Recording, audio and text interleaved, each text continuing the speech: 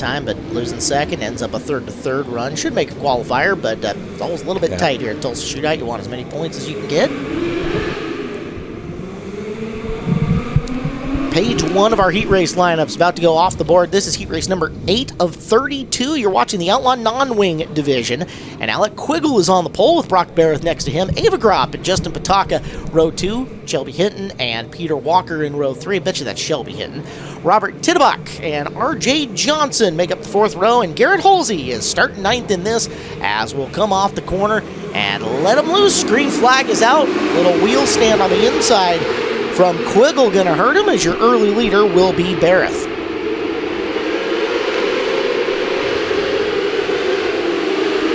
Barrett looking to set sail on your field right here. Pataka took 3rd early from Ava Gropp.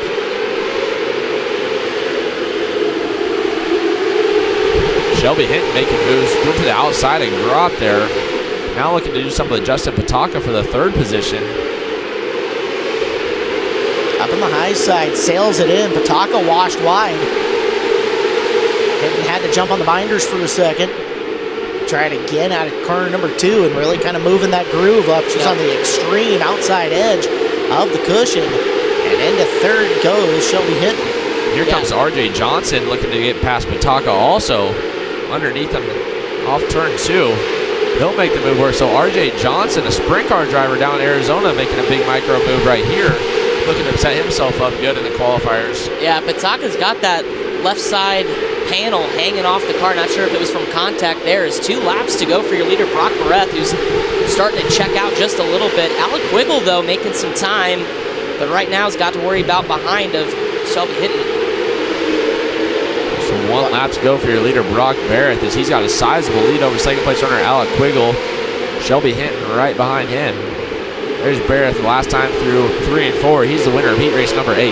Not that I've been tracking, but that might be the first green to checkered run that we've had in this deal. As your winner, Brock Barrett from outside row number 2. Well, introducing to the Flow Racing broadcast, Connor Wade is up top with the Joe's Racing Products Pit Report. Connor.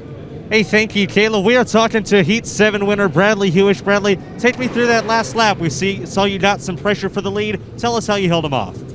Just kind of kept running the same line I'd been running the whole time. I mean, that yellow kind of had me worried for a second, and then once I looked up and saw him hit the berm coming off of 3 and 4, I felt like we were pretty good. So, congrats on the heat win, Bradley. Good luck the rest of the way. Thank you. Appreciate it. Heat 7 winner Bradley Hewish looking to stay hot. We'll go back to you, Caleb. All right, Connor. Welcome to the broadcast, young man, 16 years old. He's going to be a good one. We're glad to have him. Heat race number 9 for the Outlaw non-wing division. Brian Dawson starts on the pole with Tanner Dunlap next to him. 2nd row is Logan Julian and Ethan Mitchell. 3rd row, Thomas Koonsman and Danny Carroll. Brian Carber starts inside row number 4. Hunter Fisher next to him, and Max Mitri is in the 9th spot.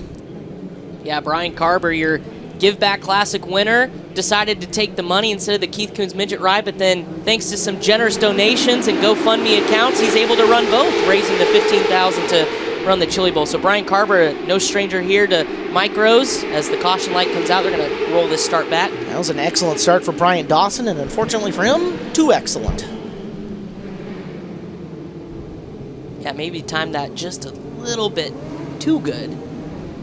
Starts have been getting a little bit hectic here. Not surprising to see Terry Maddox kind of shut that one down. We'll throw it up real quick to Connor Wade with our last heat race winner. Thank you very much. Brock Barrett picking up a win in non-wing outlaw heat race number 8. Brock, still early in the morning here, 8 heat races in. What's the track conditions like at this point? Right now it's pretty heavy. You're pretty much wide open, either A through the bottom or B through the middle. Berm's a little sketchy. With it being so heavy, you kind of, thank you, you gotta not touch it because you'll bike up pretty bad. So it's right now it's heavy, and we'll just continue on to see what it does throughout the night and see what they do to make it change. Good luck the rest of the way, Brock. Thank you. Brock Barrett, your heat race number 8 winner. Back up to you, Caleb. All right, Connor Wade getting a word with Brock.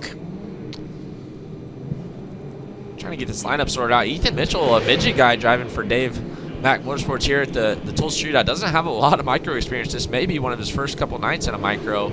So interesting to see how he does in this heat race. It's pretty stacked with some PA guys. You know how how we said that was an excellent start last time? That was the right kind of excellent start this time, as the green lights will stay on, and from the inside of that first row. There's that berm again. Big bike from Thomas Kunzman. Your leader, Logan Julian, but Thomas Kunzman looking for it, and look out. We got chaos in corner number 2. Julian, who was the race leader around. That was Ethan Mitchell that got upside down. Also involved is the 2M of Max Mitri. Yeah, Mitchell with a big ride there, running that Dave Mack car.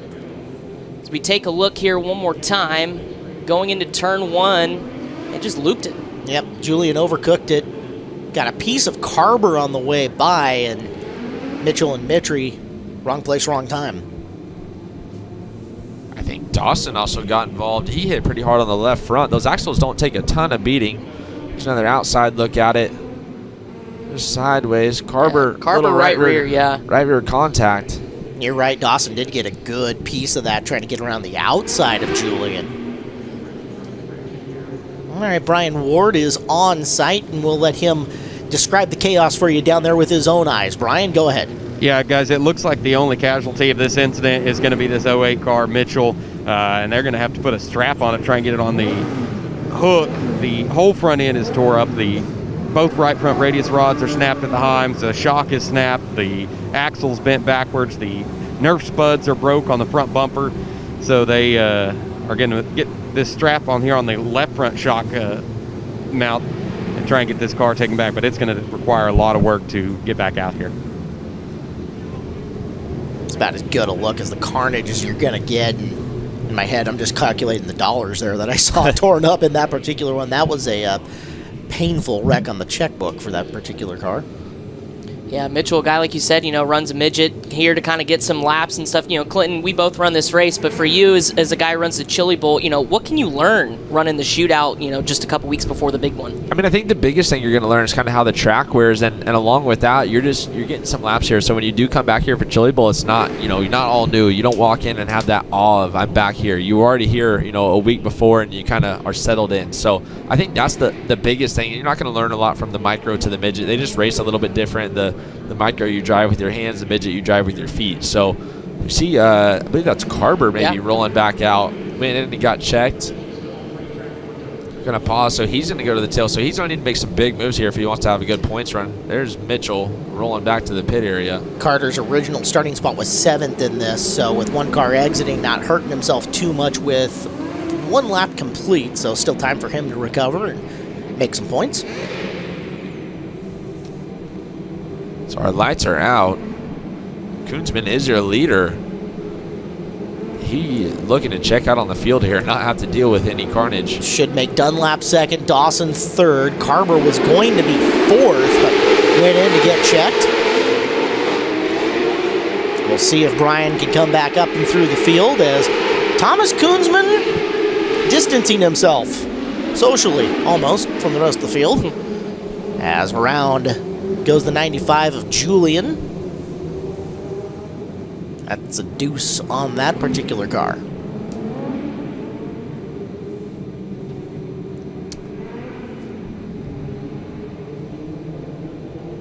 Take a look at one of the hardworking Tulsa Expo Raceway, Tulsa Shootout staff. Be interested to see a replay of that restart. It's pretty hard to spin out on your own on a restart. I wonder if he got some help from Carber there. Yeah, because Carber wants to get going. Well, they were both started there towards the back of the field, and I know you watched that image that we had going into turn number 1, and you saw 1 through 6, and then 7 wasn't in the picture. And at that point, if you're a Brian Carber, are you getting antsy? Maybe a little bit. Yeah, it's time to get up on the wheel and go. Still 7 laps to go, but every position matters. And although Brian didn't lose a whole lot there by getting checked out in the work area, you'd like to pick off a couple every restart. Brian Carber is not a guy who comes to the Tulsa Shootout to run B mains. No. Nobody comes to run B mains, but really, that's a guy who thinks he's going to win this thing, right? If you don't have a good heat race, your weekend's over in terms of winning the thing. I mean, you put yourself in such a deep hole with the talent in this field. Yeah. I mean, you must have the world's most insane luck at that point to come back from a bad heat race. Yes. You do need some luck for sure, but it all starts, with your heat race. So we'll see what happens here. A little bit better of a start, but man, Koonsman just gets on the hammer here and starts to pull away. We talked about it last year. I believe that's a Hyper Evo injection system on that car, and those things just launch on restart so much better than anything else that we see here. Yeah, take a look back. There's Carber in the pink and white trying to make his way through. That's Mitri ahead, who gets around. 5th, 6th, and 7th is what you're watching now. 3rd, 4th, 5th, and 6th in your screen. Black and blue 99 of Dawson is 4th. Mitri's 2M is 5th. Carber's pink 41 in the 6th position, chasing Carroll's 1C.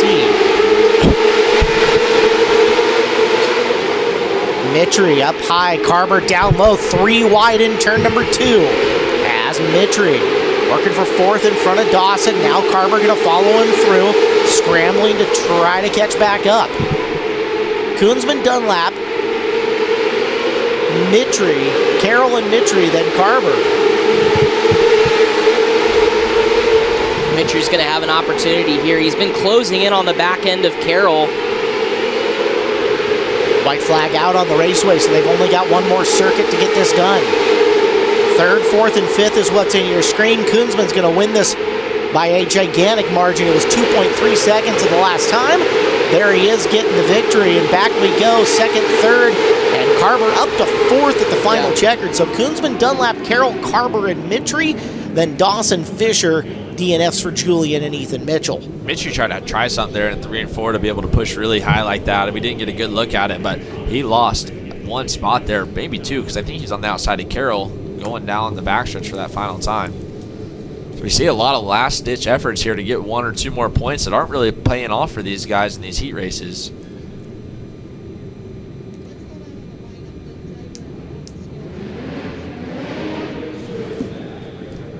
So Carber will have his work cut out for him for sure. Still going 7th to 4th as our next heat race pulls out. Koonsman into the top of the ramp, gonna get fuel checked. They check everyone's fuel here at the Tulsa Shootout. Give you an idea, 7th to 4th was 94 points as we go up top to Connor Wade. Thank you very much, Thomas Koonsman, picking up a heat race win. Had a really big lead there. What made you so comfortable? I wasn't sure how my car was going to be going out this early, and kind of just hit it right on the head there and stayed out of trouble that first 2 laps there, and just set my own pace and try not to make any mistakes. Congrats on the heat race win. Best of luck. Thank you. Back to you, Caleb. Heat race number 10, featuring some names. We'll get them to you as we go green off the corner. Travis Sullivan is in the 2B. He's the car in the lead early on this one. Chasing him, the 98M of Derek McBride. That's Kevin Thomas Jr. in the 51T. That ride came together late in the week. For KTJ, he's flying around the high side trying to make something happen. Working for 2nd is Kevin Thomas Jr. He's got it off of turn number 2. And now your leader, McBride, right in sight for Kevin Thomas Jr. KTJ's been to the shootout before, but feels like this is one of the best chances he has to get into the feature and possibly win a driller in that Joe's Racing Products Farrell Frameworks 51. He's going to settle in here behind McBride, but watch him here as we get down to the waning moments. He'll try to put that thing into the lead. Halfway home, McBride, Kevin Thomas Jr., Travis Sullivan, Chase Cabrey in this race, the 33C. Cade Cowell, Sheldon Creed, Caleb Martin, Ryan Ayers are your field. And yes, that is Sheldon Creed as you see him right there in the 74, getting a little bit high off of turn 4. Your 2020 Truck Series champion in the NASCAR Gainer and RV Outdoor Truck Series. So decides, hey, I'm going to go celebrate by going run the shootout here in the offseason. Derek McBride had 0.02 of a second advantage over Kevin Thomas Jr. coming into the late stages of this. High side as Cabrey's coming as well. White flag, Kevin Thomas Jr.'s got the lead. KTJ making it look easy. He's trying to bring Cabrey here with him. Cabrey's going to give it a last shot effort in 3 and 4, and he's going to right rear over your 2nd place runner in Cabrey.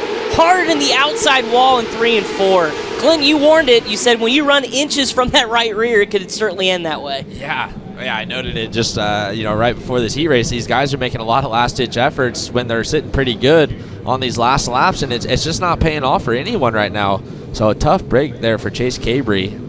And it's no real fault to McBride. It's not like he knows he's there. It's just a product of circumstances. We take a look at it. Yep, just right off that right rear. McBride got on the berm just a little bit and Cabry goes for a ride. It's just a big risk versus reward thing, you know, and as, you know, Cabry started, I believe, 6th there. It was up to 3rd. That's a good run to get you into a qualifier, well into a qualifier, and now he's going to be sitting in the CD main. So taking a look, Brian Ward is over on the scene in corner number 4. Right in front of the Brian Kopinski announcer booth, in fact. As Brian, getting a look at the carnage. What you see, bud? Yeah, there's significant damage to the front end of this one as well, and some fluids coming out on the track, so that'll take a few more laps. There's some antifreeze they've got poured out on the track. Now you can see the steam coming up as Cabry climbs out. The officials, once they get this car out of here, they'll get some of this clay tossed down, maybe some quick dry, get the cars to run over that before we go back green again. But this 33 car is going to require a lot of bolts-on parts before it comes back on the track. All right, Brian, thank you. Let's go up top to Connor Wade. Thank you very much, Kevin Thomas Jr. picking up a heat race win. We'll talk to him here. He's going to take his seatbelts off, and then we will talk to a multi-time winner with the USAC AMSOIL National Sprint Car Series. KT picking up a heat race win. Take me through the last couple laps. You're right in 3rd, being kind of patient, and then you really kicked it into a different gear those last couple laps to get from 3rd to the lead. Yeah, you know, it's just like yesterday. It's the first time I've been in this car, and you know, working with these guys is a lot of fun. So we made quite a few changes. You know, past experiences with Gary Taylor in these cars. You know, we bounced some information back and forth, and got our car pretty good. And I knew I could be aggressive there. And the top's getting there. It's narrow. It's a bit sketchy. You're close to catching a right rear. I think Cabray did it just there. So it's a little tight, but you know, we got a good race car where we can maneuver. So we'll just keep working on that, and hopefully it ends well by the end of the week. Well, you don't have a ton of micro experience, but you're looking good so far. Good luck, my friend. Thanks, man. Appreciate it. Kevin Thomas Jr., a heat race winner. We'll go back to Caleb Hard. Joe's Racing Products pit report for Kevin, and I watched that car get built in about 36 hours in the shop, from ground floor to putting all the parts onto it and stuff, and they forgot 2 pieces to it as they were unloaded.